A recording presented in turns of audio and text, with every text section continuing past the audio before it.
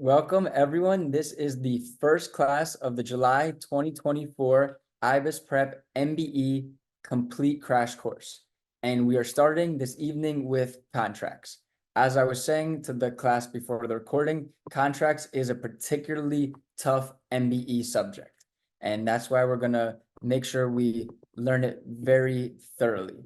So I showed the class how to access the materials on the Google Classroom. And if you go to the classwork tab, you can see that we have materials, right? Outlines, questionnaires, PowerPoints. I'm going to do the PowerPoint today.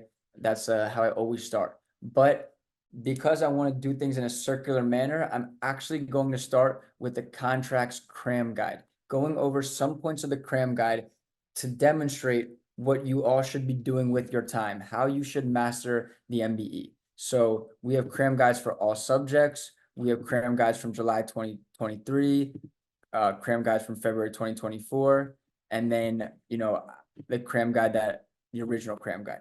These cram guides are practice questions, actual MBE practice questions that we've done or I've done, and the rule of law that I've teased out, the fact pattern that you need to recognize, the most important thing, let's say.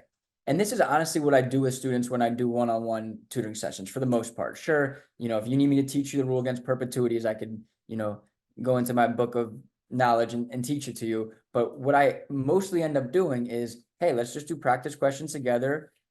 You tell me what you think it is, I tell you what I think it is. And if you're wrong, or if you're right and don't truly understand it, let's document what there is to learn. And then for a lot of students, I'll say it like slowly, like what the rule of law is, and then they'll be like, oh, I get it. And then, off on your merry way. So that's what I really want you all to focus on doing. Whether you do it by hand, whether you do it, like this on a document, whatever it may be, you should be doing practice questions and slowly but surely teasing out something learnable from every single one.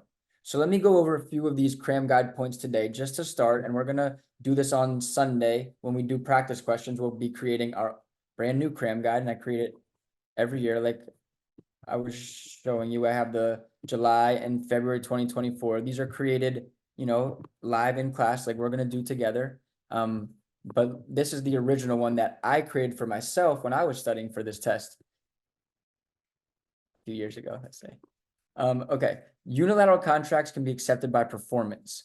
If a school offers a reward for writing competition and someone writes the essay, they've accepted the offer and it cannot be rescinded. So unilateral contracts versus bilateral contracts. Bilateral contracts, we need the offer, acceptance, consideration, no val defenses, all these, different thoughts. Whereas a unilateral contract, think of the poster for the puppy, reward. Show up with my puppy and get $100. I show up with the puppy, give me my $100. A question that they test on the MBE is anyone who waits in line will get a $10 deposit at the bank. So Tommy starts waiting in line, and then halfway through they say the offer's been closed, like the bank is closing, you're out of luck. Well, the answer to that question is once you start performance of the activity that's being asked for in the unilateral contract, then it's irrevocable, until the performance has been completed. So that person does have the opportunity in that situation to continue waiting in line and then finish the terms of the unilateral contract and thus accept it. So what I just did right there was remember a specific fact pattern and kind of teach something from it. And it jogged my memory when I saw this. So that's kind of what this is all about. Like you should get to the point where you really know what question it's referring to just by the rule of law that you've teased out. As Sam likes to say, same clown, different wig. On the test, you're going to see a lot of fact patterns that are very similar to ones that you've done in practice. They're just Tommy is now a Johnny and Blue Acre is Green Acre, right? Like they change the facts up a little bit, but the more familiarity you have with the fact patterns, the more likely you are to do really well on the test. All right, here's another one. And I'm going to do a PowerPoint that goes through things logically, but I'm just kind of randomly giving you some points here to just, get the wheels turning, right? So physical incapacity of a person necessary to perform a contract discharges the duty to perform. This invokes the question of, can't remember the guy's name. The guy who plays Superman, but whatever, I'll just call him Tommy. But let's say he gets paralyzed and he can't walk anymore, right? And he was supposed to run in a race or something. Well, he wouldn't be able to run in that race because he doesn't have any legs. Christopher Reeves is who I was thinking of. So that would be a scenario. Or Tommy and Johnny, have an agreement where Tommy's going to paint the house and then Tommy literally dies. Well, that would discharge the duty, right? Because he's not alive anymore. Now, there's some scenarios where you've agreed to a contract and one party dies, but their estate is still bound by the contract. An example I could think of would be real property, right? If you close, well, not even close, if you agree in contract to sell a property to someone and then it's an escrow, let's say, and there hasn't been the closing, but there's been the contract, that's a theory of equitable conversion where your estate would actually have to go through with that closing, right? Like, so the death doesn't get you out of that, but this is talking about death getting you out of having to perform when one of the basic assumptions of the contract is you're a living person. You see how I took this little tiny point and I had a lot of thoughts about it. That's kind of what I want everyone to do. I really want you to make these cram guides and then go through them, in the morning instead of scrolling through social media. Scroll through your cram guides and kind of think about like what question it reminds you of and what considerations you may have. So maybe I'll skip around a little bit. I like this one right here. Delegation refers to duties, not rights under a contract. Delegation is duties, assignment is rights. So, again, don't get overwhelmed if you're like, Andrew, why are you talking about all this stuff? You haven't even talked about body of law yet. Like, I'm just trying to get the wheels turning here and maybe you guys can take some notes. So delegation versus assignment. Delegation is duties, assignment is rights. If you delegate a duty, it's like the duty to paint the house. If you assign the right, it would be like the right to get paid under the contract. Now, a novation is a substitution of the parties. So if you delegate or assign a contract, the original party is still liable under the contract, potentially for a breach. A novation is a true substitution of the parties where the original party is no longer liable in any manner under the contract. To have a novation, you really do have to have an express agreement to substitute party A for party B. So that's a good thing to learn. Delegation, assignment, novation, right? Here's another one. I'll just do like 2 more of these and then I'll do the PowerPoint, but I really hope this is showing people how a good cram guide should be made. They're just small little points that we can take from a fact pattern. Here, I'll give you the fact pattern before I even tell you what I teased out of it. Tommy and Johnny make an agreement and they're going to pay their dad $50 every month. 3 months in a row, they pay their dad. The 4th month, Johnny doesn't pay his dad. Now, can the father sue Johnny to get paid? And can the father enforce the contract? And the answer to that question is yes, because he's an intended beneficiary. An intended beneficiary is someone who is contemplated in the contract when it's agreed upon to potentially be able to stand in the shoes and enforce the contract. Usually someone who's named in the contract, like the father here was named in the contract. Another fact pattern is I will pay $500 to anyone who sells Susie a car next month. And then Marco, the car salesman, sells Susie a car. Is he an intended beneficiary? Actually, yes, because he was ascertainable to be a party that would, be able to enforce the contract. So it doesn't always have to be someone who's like directly named in the contract to be an intended beneficiary, but it's someone who you would anticipate being able to enforce the contract. An example of an incidental beneficiary is there's a question where there's a hospital that has a contract with a cleaning company, and the cleaning company fails to clean the rooms according to statutory provisions, and a patient gets sick. Can the patient sue under the contract between the cleaning company and the hospital? The answer to that is no. The patient there is just an incidental beneficiary. It wasn't intended when you create a contract that a patient would be able to stand in the shoes and enforce the rights of the contract. There's someone who just happens to benefit from the contract. Another one is like of an incidental beneficiary is a landscaper and a homeowner make a contract and they cut down the trees, and the trees, you know, cause the sun to go on the neighbor's property. Can that neighbor sue under the contract because he wasn't supposed to cut down those trees? No, because if he even benefited under the contract, it would have been incidental, not intended. So I definitely say that incidental versus intended beneficiaries is like the hardest thing when it comes to contracts on the MBE, but this is kind of a way you can simplify it, just creating examples. Two children who make an agreement to pay their mother or father money every month, one child stops paying, the father can sue as an intended beneficiary of the contract. All right, I'll do one more of these just to, get us all excited, and then I'll start teaching from the ground up. So this is a good one right here.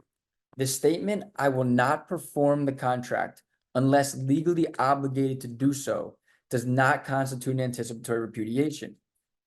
An anticipatory repudiation occurs when one party unequivocally demonstrates an intent not to honor the obligations of the contract. Here, all right, let's say you guys hired me to teach this class, right? Actually, you did, right? You guys all chipped in money and I'm teaching this class. And then I am, 6:30 comes around, I send out a message and says, I'm not teaching this class unless I am legally obligated to do so. Is that an anticipatory repudiation? The answer is no, because I am legally obligated to do so. I have a contractual agreement that makes it a legal obligation. So therefore, unless that's like a kid saying to his mom, I'm not going to school tomorrow unless I have to. Like, you do have to, kid. So that's like an empty threat, right? Like, it's not an anticipatory repudiation, right? An anticipatory repudiation would mean like, hey, Tommy, we don't have any wheat, so I'm not going to be able to deliver the wheat. Like, there's just no way it's going to be delivered. That's like clear and unequivocal. Now, if you say a statement that says like, hey, Tommy, well, let's give a different scenario. Let's say Tommy hears through the grapevine that Mario is low on wheat. That might give rise to a request for further assurances where Tommy could say to Mario, hey, Mario, I heard that you're low on wheat. Could you please provide me with assurances that you will have the wheat? And if it's UCC merchants, they'll have 30 days to respond to that request for reasonable assurances, for further assurances, only if it's reasonable that there's doubt. But this is simply talking about an anticipatory repudiation, whether there has been an unequivocal breach. And this statement alone right here, unless legally obligated to do so, or I'm not going to do it unless, I have to, like, you do have to, it's your contract. So that's not a clear and unequivocal anticipatory repudiation. Oh, nice. Maria was saying Christopher for, Christopher Reeves. Yeah, right. He wouldn't have to play his role as Superman if he was paralyzed. And then one last one that I think is tested often, and I think that everyone should know, is the difference between duress and undue influence. Let's just see if anyone's paying attention or alive out there. Does anyone know the difference between duress and undue influence?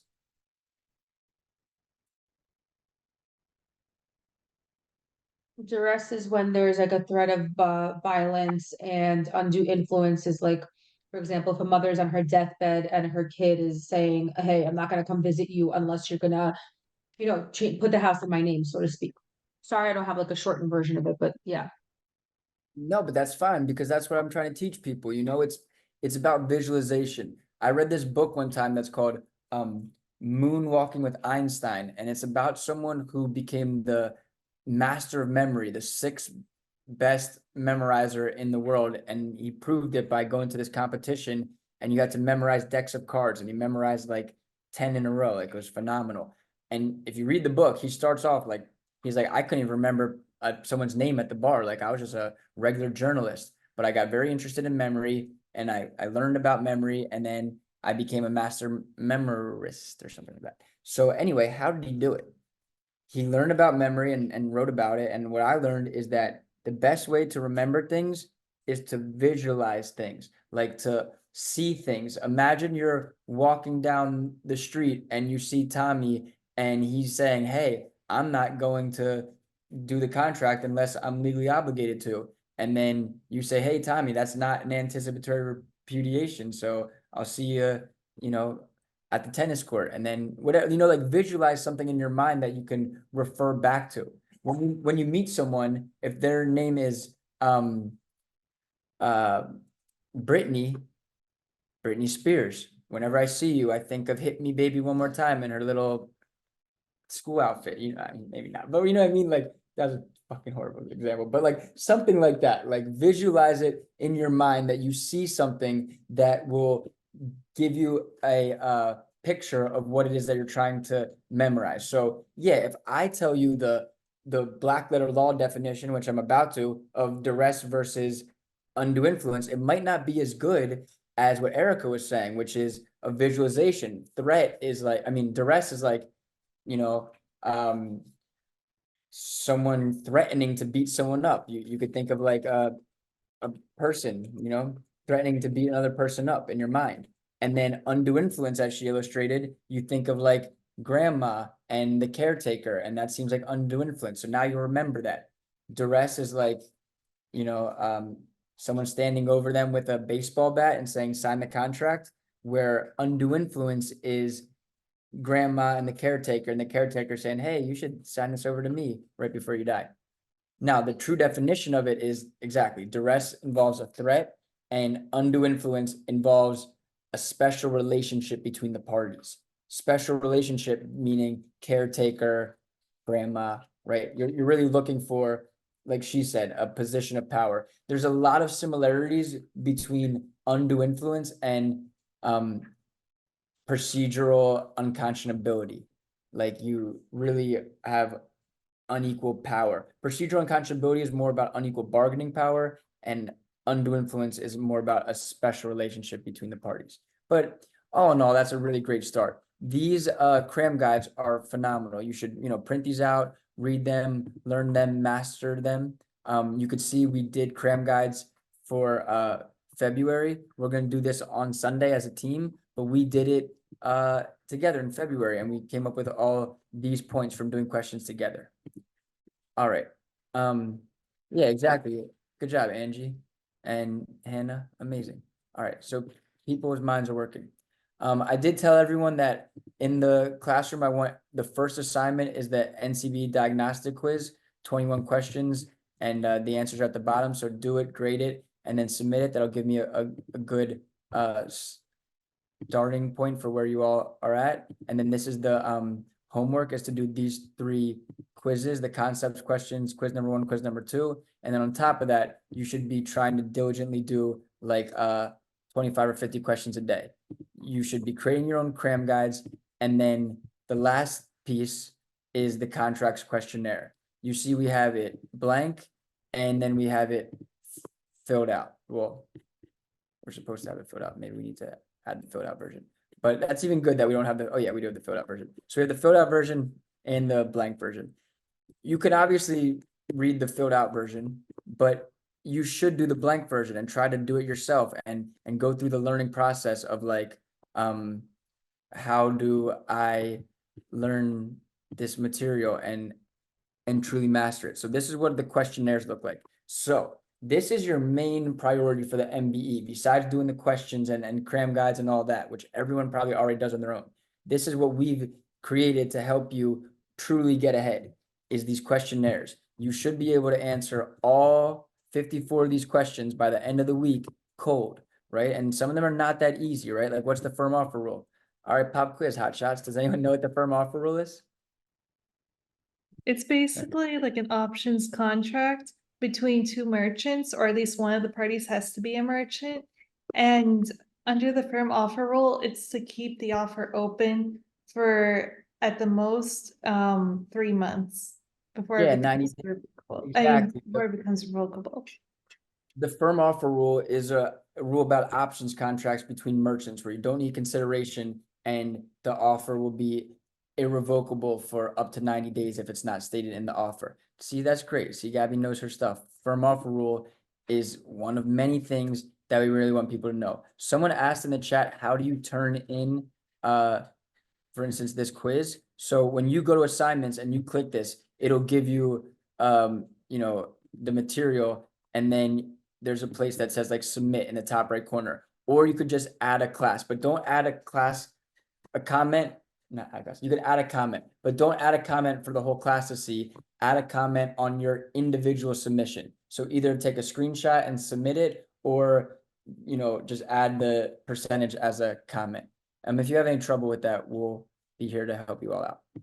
All right, thank you all so much. Let's just do a little bit of review of contracts to get our feet wet. Like I said, we'll come back on Thursday, have a complete lecture, and then on Sunday we'll do the workshop. But time has started. The goal is to master contracts this week, to do everything to feel really good about contracts. And we'll play Jeopardy to start class on Thursday.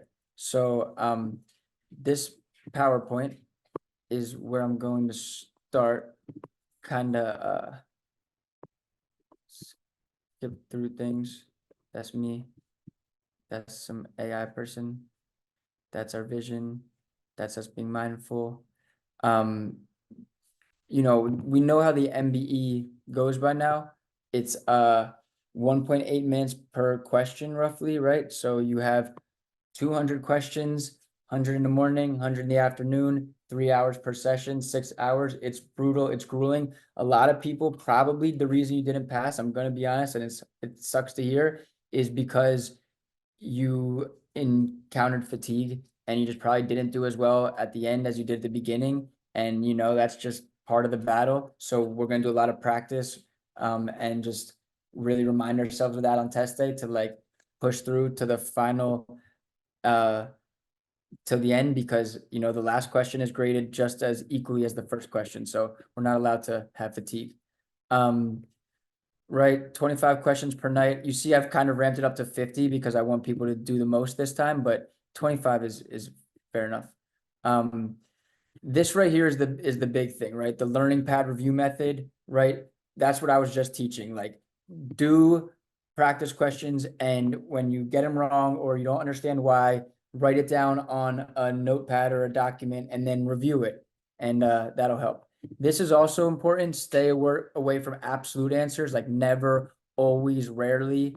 That could be an indicator that's not the correct answer. Right? Stick to the facts of the question. They give you everything you need.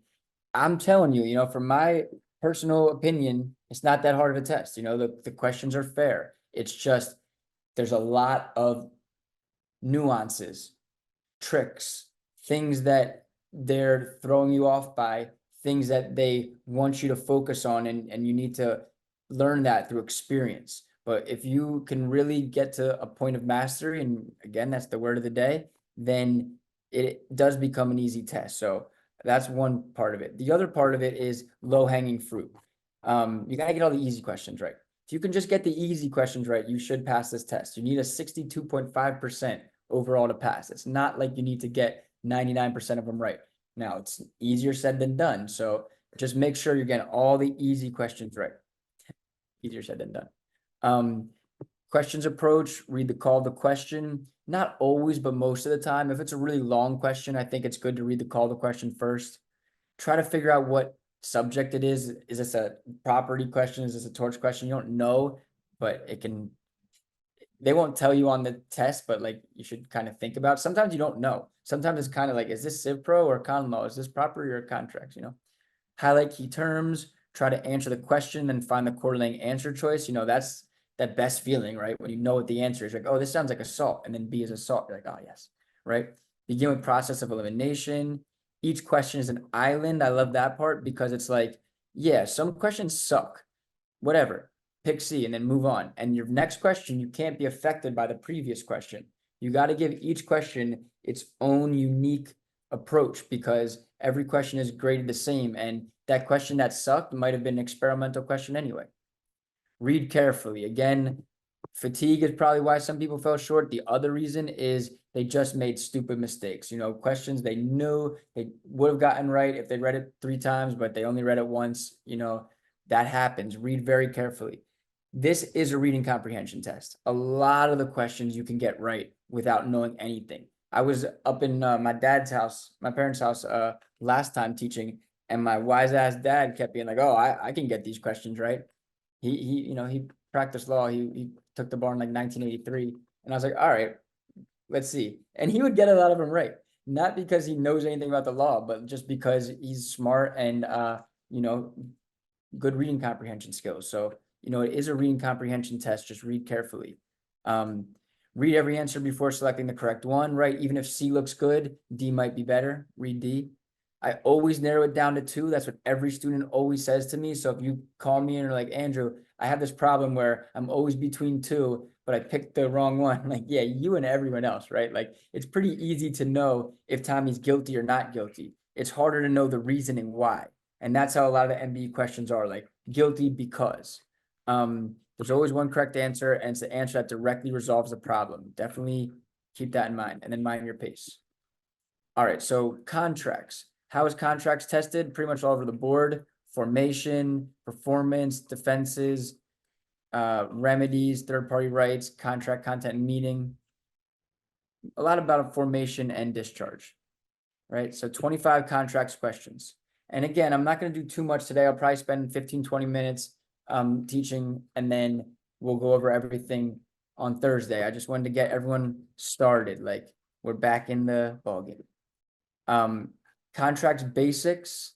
So contracts is agreement between 2 or more parties in which there are adequate remedies at law. We already talked about the unilateral versus bilateral consideration. Unilateral is like accepting a contract by performance. Bilateral is, a more formal contract formation. This one, of course, you want to know if it's UCC or common law. UCC is for goods. Common law is for land or services. Something that people mix up is that IP patents are also under the common law. If it's a mixed test, you can apply the predominant purpose test. This part right here, these parts are important. Let's talk about this for a second. Number 1, at common law, we apply the mirror image test. The mirror image test at common law means that terms of the offer must match the terms of the acceptance exactly. And this is for services. So if I agree to tutor you, that's a service. Andrew, will you tutor me for $500 in math? And I say, yes, but it will be virtual, not live. Yes, but it'll be on Thursday. Yes, but Tommy's going to do the first 10 minutes. Any additional term in the acceptance defeats the contract, and it constitutes a counteroffer, right? So at common law, an acceptance with an additional term is a counteroffer. That is different than the UCC for goods. Between merchants, we use the Battle of the Forms provision, UCC 2207. The Battle of the Forms provision means that an additional term, so long as it is not material, will be included in the contract unless the offerer explicitly rejects to that condition within a reasonable time, typically 10 days. So let me give you an example of that. Andrew, I want to buy 100 widgets. Sure, I will sell you 100 widgets and delivery will be Tuesday. That additional term, delivery will be Tuesday, it's still an acceptance, and that additional term is part of the contract. Now, the question is it a material or immaterial term? There's some things that are material, like I agree to sell you these widgets, but I'm not liable for any damages, right? Like, Andrew, will you sell me the widgets? Yes, I'll sell you the widgets, but I'm not liable for any damages. That's a material term. That's definitely going to be knocked out of the contract. It'll still be a contract, but that term will be knocked out. Now, what if they say, Andrew, I want 100 widgets. And I say, yes, I agree to sell you 100 widgets, and any disputes will go to arbitration. That's literally on the fence for the courts to decide. That's how tricky the MBE could be. They've said that clause, it's up to the courts to decide whether it's material or immaterial. So like a little time extension would be immaterial. A waiver of damages would be material. Whether or not to include an mandatory arbitration would be up to the courts to decide whether it's material or not material, and that would determine whether it's incorporated in the contract or not. So UCC uses the bow the forms provision, and then if it's a material term, it'll be knocked out. If it's immaterial, it will be included in the contract. And then there's special rules that apply to merchants. So one important rule that apply to merchants is no additional consideration is needed for a modification. These questions can be really tough. You don't need additional consideration for a modification between merchants under the UCC. So it's a tutoring contract. That's a service contract. If I have a tutoring contract under common law and I say, hey, I'm tutoring Sally every Tuesday and Thursday, and they say, hey, can we modify the contract where, I'm going to tutor you on Wednesdays now? Okay, that's fine.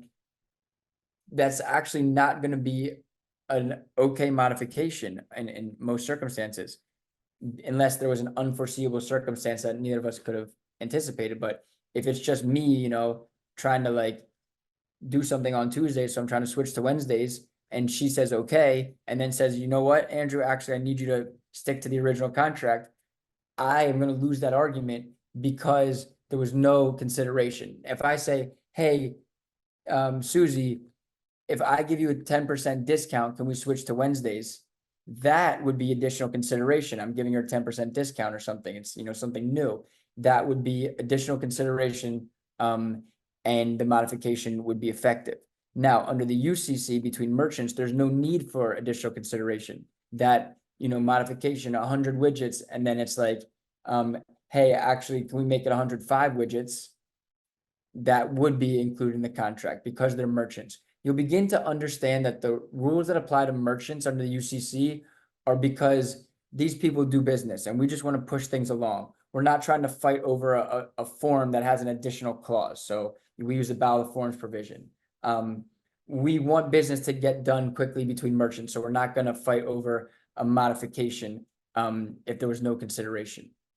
We also talked about that firm offer rule. Gabby was talking about the firm offer rule, which is an options contract. So for those of you who don't know what an options contract is a contract that will remain open. I'll tutor you for $100 an hour, and you can accept it for the next week. But after that, I'm going to get so busy, it's going to be $1,000 an hour, right? Well, is that contract that remains open, that option to accept it over the next week, is that valid? Well, only if there's consideration. If you pay me $10 to hold it open, then yes, it would be valid. With no consideration, that options contract isn't valid. It can be rescinded at any time. It's revocable. Now, between merchants under the UCC, we have the firm offer rule where you don't need consideration for that options contract to remain open. And how long will it remain open for? Well, if it's not stated in the contract, then it'll be up to 90 days. Then it becomes revocable. So it's irrevocable for 90 days, and then it becomes revocable after that. So it's not automatically revoked, but after 90 days, it can be revoked. So I know I said those are contract basics, but the fundamental takeaway from this slide is things you want to know about contracts at its core are body of law, UCC versus common law. UCC is for goods, common law is for land or services, everything else.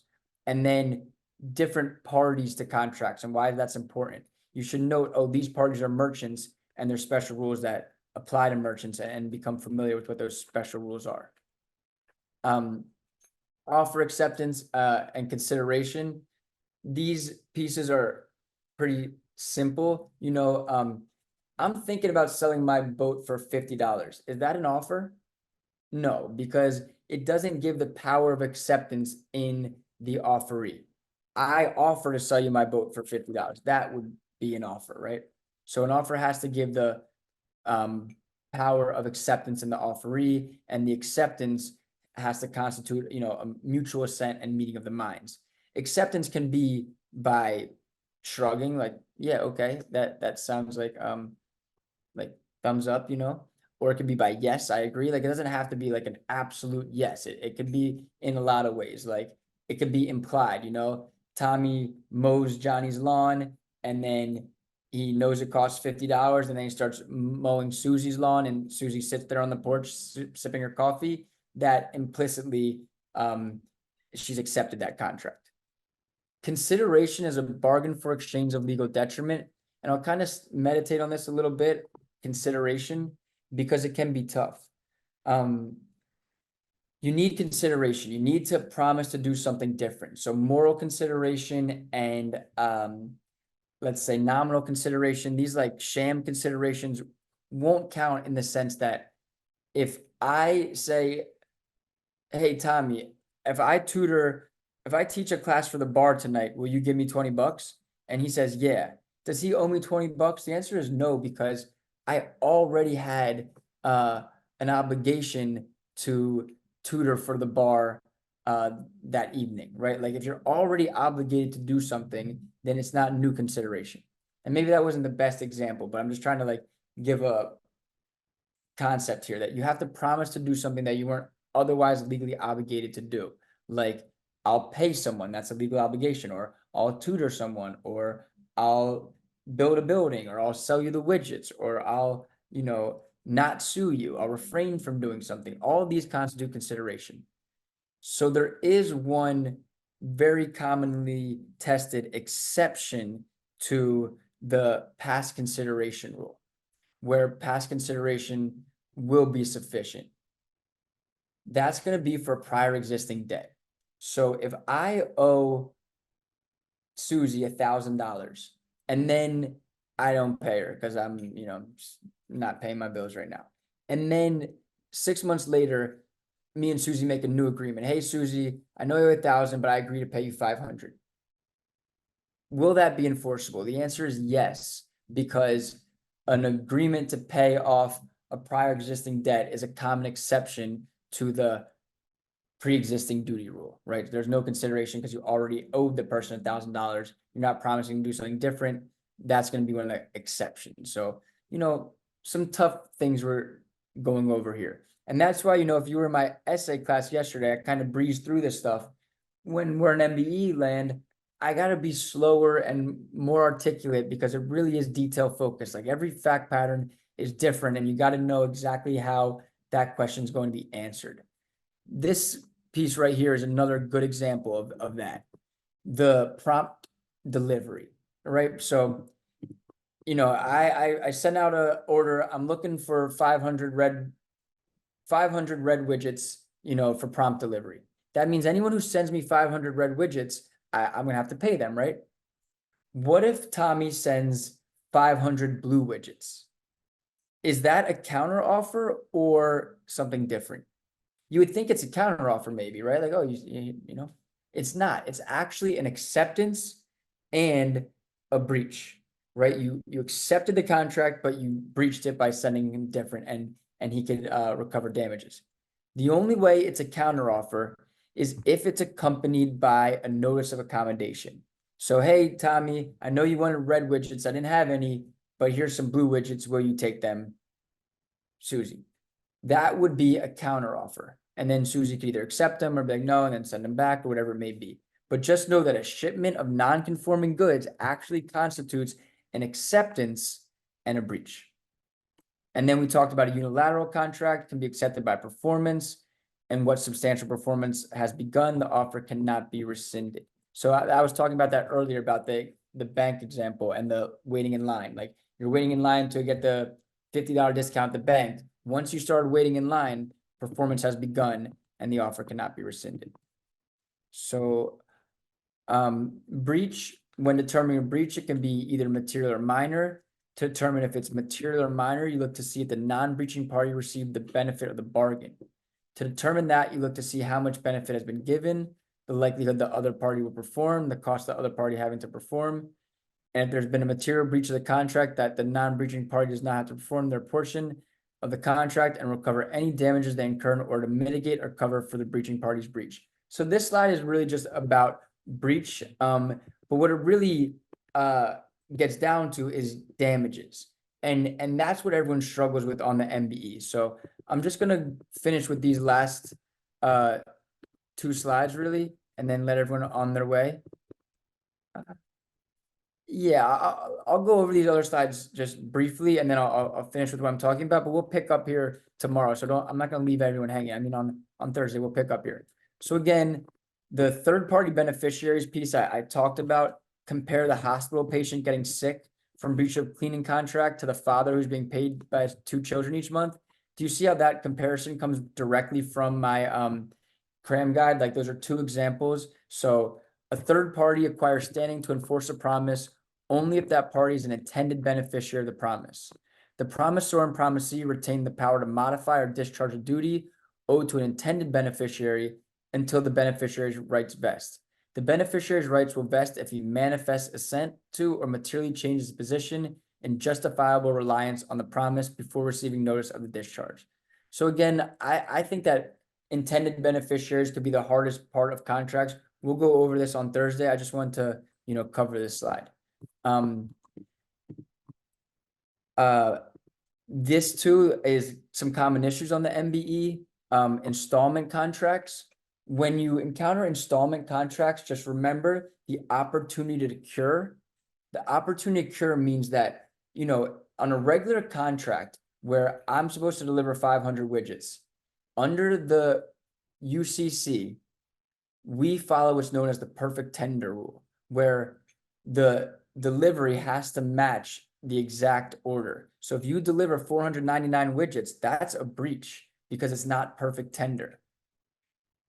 Installment contracts are an exception to the perfect tender rule because let's say you deliver 499 widgets, but you're delivering weekly. Well, in the next week, you can deliver 501 widgets and you'd only be liable for, any damages they incurred, but not for a complete breach of the contract. So that's installment contracts. It's when you're paying in batches or in, separate portions. Liquidated damages, what that refers to is when it's so difficult to measure damages in the event of a breach that we contemplate them in advance. You see it often in construction contracts, right? Like if anyone is late in their installation, they will be charged $1,000 per day, right? A per day liquidated damages clause. Or liquidated damage clause could be like a deposit. Like you pay $1,000 deposit, and if you don't show up, we keep the deposit. That's a liquidated damages clause. Just know that has to be reasonable, and it cannot act as a penalty. Third-party beneficiaries I talked about are tough. Anticipatory repudiation we talked about already. It has to be clear and unequivocal. It can't be I'm thinking about not, honoring the contract. It has to be I will not honor it. And then another one is parole evidence. Parole evidence is heavily tested on the MBE, and it's one of those examples of something that's tested a lot, but they actually test the exceptions almost more than they test the concept. The concept is that parole evidence rule bars extrinsic evidence, including prior contemporaneous oral agreements and prior contemporaneous written agreements that contradict a variation of a term in a writing that the parties intended to be completely integrated. So parole evidence means we can't say, oh, well, we said over the phone that we were going to do 50 widgets, and here in the written agreement it says 100 widgets. It's like, no, the 100 widgets in the written agreement is the agreement. That's why we have a 4-corner document, and we're going to look at it that way. But there are exceptions. So just to see if anyone's alive, does anyone know any of the exceptions to the parole evidence rule? Especially parole evidence or? Yeah, here, Gabby, you answered the last one. Let me try a new student in the class, but I appreciate you. Does anyone know the exceptions to the parole evidence rule? If it's to show a defect in formation. That's a good one. Does anyone know? If it's for Clarify trade ambiguous term. usage. Sorry. Yeah, no, let's let the gentleman speak. What did you say, sir? Clarify ambiguous terms. Right, so we have to show defect information, to clarify ambiguous terms. Any other ones that we know of? To show trade usage. Nice, to show trade usage or customs. Anything else?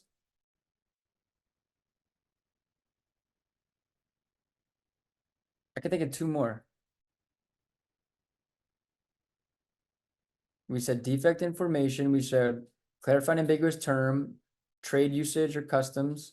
Anything else we can know that we could bring in parole evidence as an exception to the parole evidence rule? Oh, I we need think to chat. Hannah said, like. Yeah, hence Options.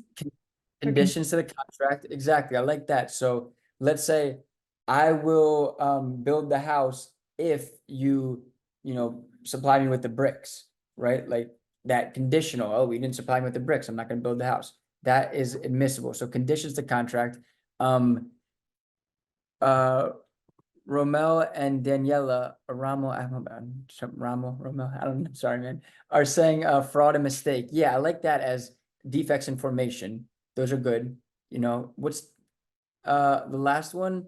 I would just say an additional term. If it's not a conflicting term, but additional term, like we also agreed that you would, install the painting. You wouldn't just sell me the painting, you would hang it up as well, right? So that would be an example. So those are some good ways that we can know exceptions to parole evidence. And again, this is class number 1. We're just getting our feet wet, talking about some of these main concepts.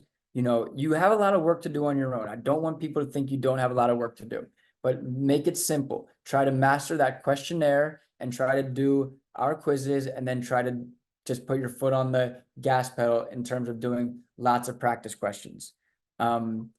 Let's see. Sorry. There's just one or two more things I want to talk about, and then we'll call it a night. I usually end, relatively on time, but this is the first class, so I'm just gonna go a little bit longer, and then we'll call it a day. These last 2 slides. So defenses to contract formation, execution, inadequate consideration, right? Like we said, there's no consideration. It wasn't ideal. Incapacity, meaning like you're drunk or you're mentally ill. Illegality, we agree to sell drugs. Illusory means an empty promise. I'll tutor you when I feel like it. Probably never gonna feel like it. No offense. I love doing this, just kidding.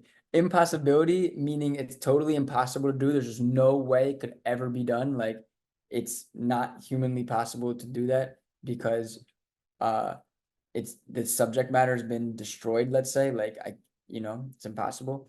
Undue influence, we said abuse of a position of power. Fraud, it's like concealment or lying about something. Duress is a threat. Frustration of purpose, meaning we could still do it, but the reason we were supposed to do it has been frustrated. Like I used to give the example, I'll give you 2 examples. The one I used to do was like the heavyweight champion of the world, Tommy versus Johnny, but then Marcus got named heavyweight champion of the world, so we're not even supposed to have this fight. They could still fight each other, but it wouldn't crown the champion anymore.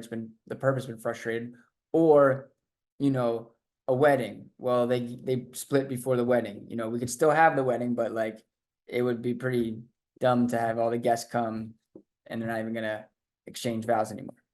Unconscionability, we have procedural and substantive unconscionability. Substantive unconscionability is like terms, oppressive terms. Like I agree to sell you my house for like $1 billion, and it's like a little shack in the hood. That would not be a good deal. Unless, it was the right hood and it was the right shack. But let's just say it wasn't, it was a $50,000 shack and you sold it to someone for $1 million because they were just like new to the town and they didn't know anything. Those would be totally oppressive terms. Procedural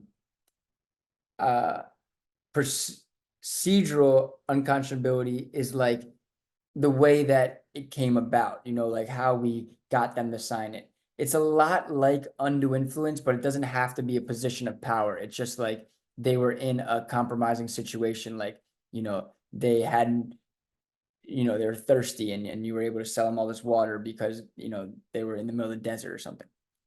Misrepresentation would be like, saying that your car is really nice, but it's a lemon.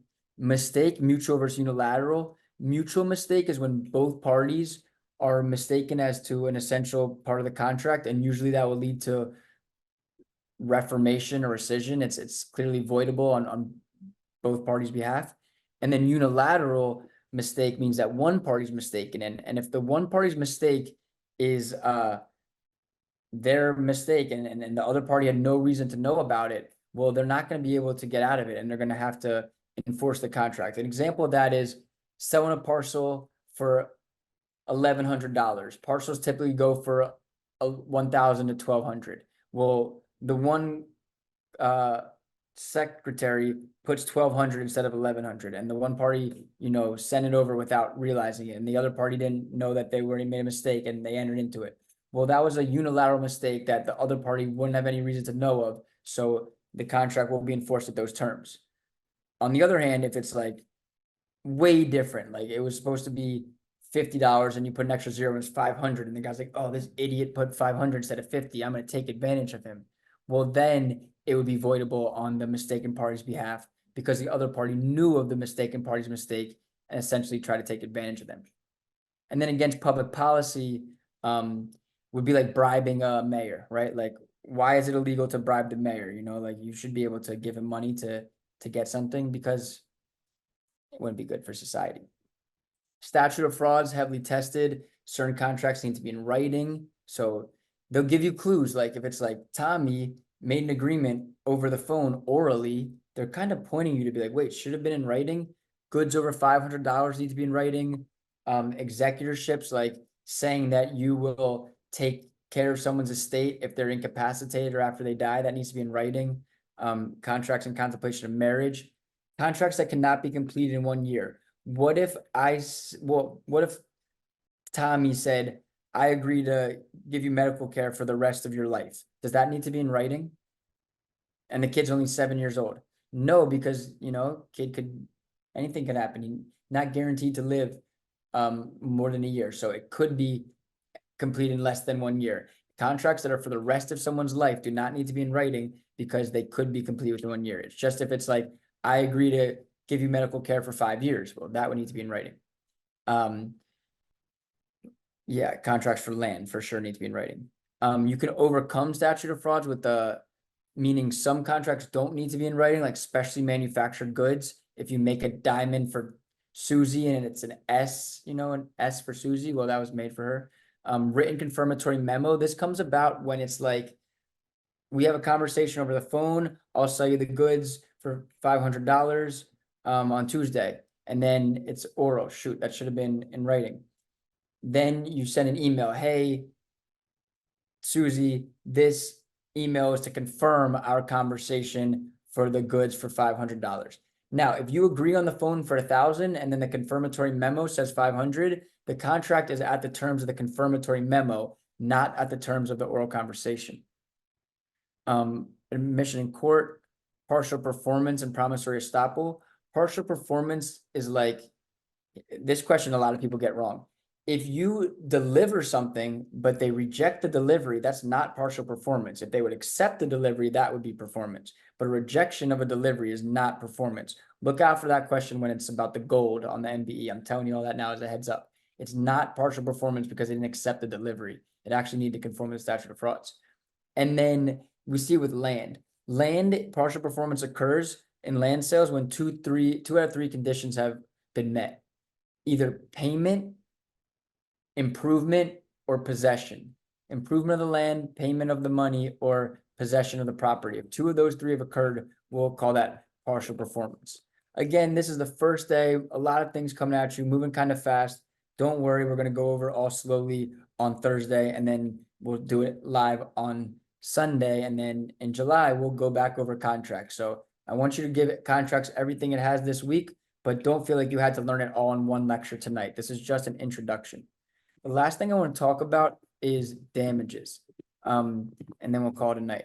So damages, we have two types, legal and equitable. Legal or monetary, equitable or court ordered. Legal or expectation to put the non-breaching party in the position they would be in if the contract had been completed.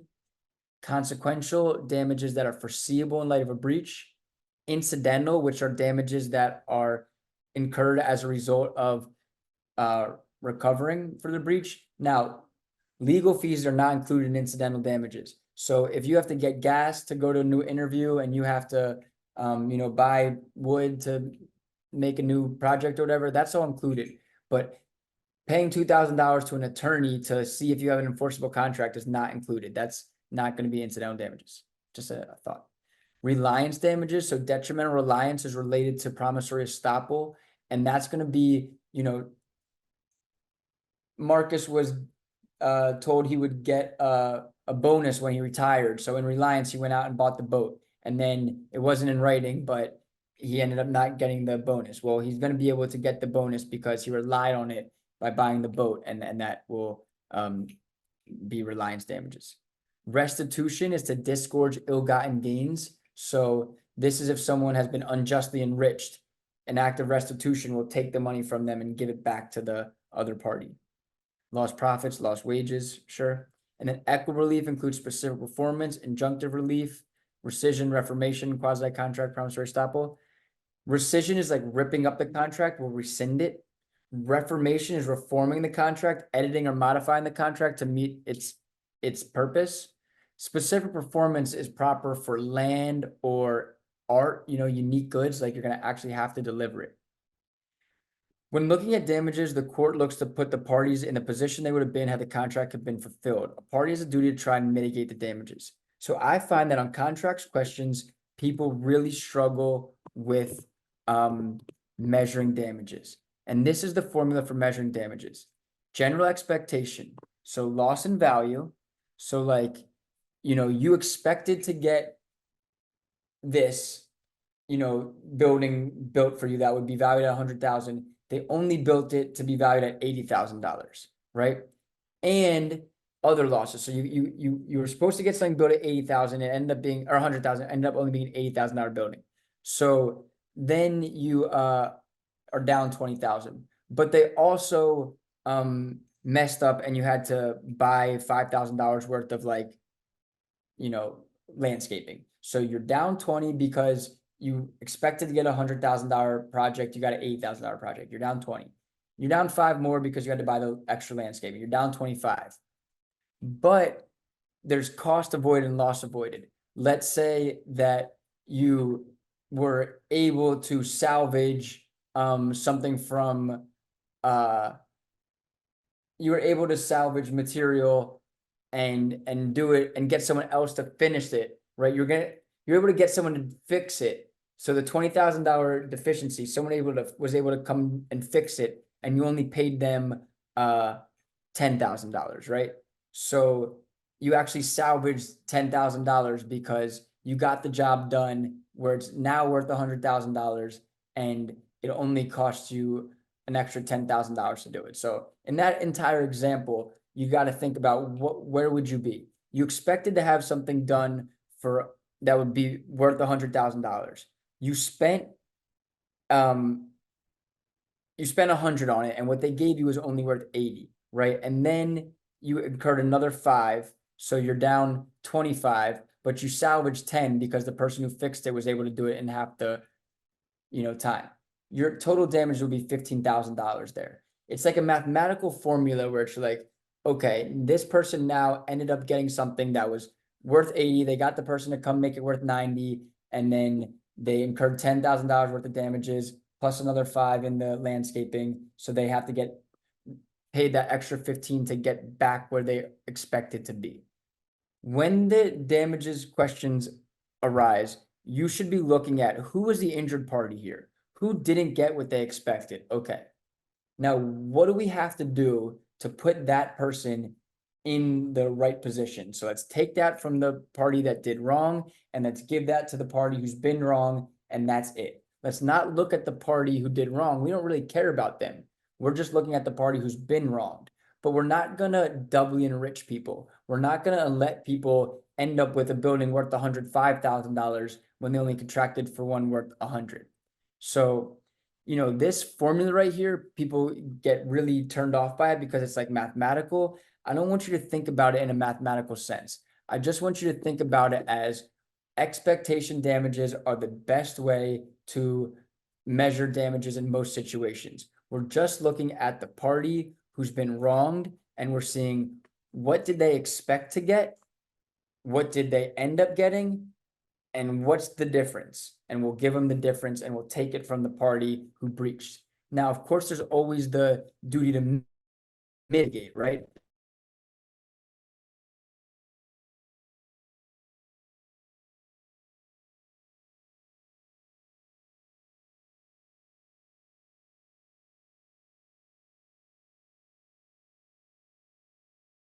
Dollars, you have the duty to take that job for $45,000, and then your damages are only $5,000 because you have a duty to mitigate. Whether you took the job or not, you had a duty to do it, so you can only claim $5,000 of damages. Now, in that same fact pattern, you have a job for $50,000 as a teacher, and then they breach, so you're down $50,000. But then there's another job to be a secretary for $50,000, the same amount of money. So you have no damages, right? Because you have to take that job as a secretary and you have no damages. Wrong, right? Because it's a different job. When it comes to your duty to mitigate, you don't have a duty to take a different job. You applied to be a teacher, so you have a duty to mitigate and take another reasonable job as a teacher. You do not have a duty to take a job as a secretary, even if it's paying the same, because, you know, I'm a teacher, not a secretary, or I'm a carpenter, not a woodworker, whatever it may be. There's even one question where it's like, Tommy is a carpenter. They use some word like a tailor. I don't know what is a carpenter. Yeah, I think a carpenter. And then he has another comparable job as a day laborer. And a lot of people are like, oh, that's the same job. And they click it and they're like, wrong. He doesn't have to take the job as a day laborer because he's a carpenter and that's like a, you know, his job. So be careful with the language and the vocabulary. They could be trying to trick you. But the thing I will say to end class today is I have been doing this now for over 7 years. I have helped so many people pass the MBE. A lot of my students have scored 150s, 160s, and a lot of my tutors that I have on staff have scored equally as high. We have all the resources to help you pass. My former students are going to come in and give you some pointers. If you want to do sessions with me or anyone on the team, we're available and we're here to help. But the key piece to this administration is mastery. I'm trying to impart that upon everyone, that, you know, there's a few people in here who got 135s and that hurts, right? We're going to try and get 150s, 160s and totally leave no doubt. So that's the plan moving forward. You know what your assignment is, and I will see everyone in class on Thursday.